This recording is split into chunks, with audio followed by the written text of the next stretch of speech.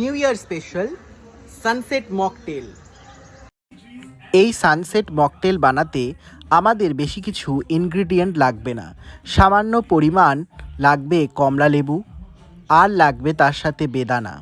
কমলা লেবুটা প্রথমে ছাড়িয়ে নেব এবং কোয়াগুলোকে এর মধ্যে দিয়ে ভালোভাবে ডলে ডলে ক্রাশ করে নেব। কমলা লেবুগুলোকে ভালোভাবে ক্রাশ করে এর মধ্যে থেকে পুরো রসটা আমরা বের করে নেব। তারপর আমরা নেব বেদানা। বেদানাটাকেও পুরো ছাড়িয়ে নিয়ে ভালোভাবে ক্রাশ করে নিতে হবে বেদানাগুলোকে।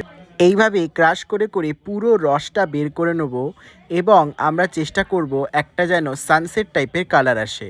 তারপর একটা স্প্রাইট নিয়ে এই স্প্রাইটটা ভালোভাবে এর মধ্যে দিয়ে দেবো। ব্যাস, তাহলেই রেডি হয়ে যাবে আমাদের সানসেট মকটেল।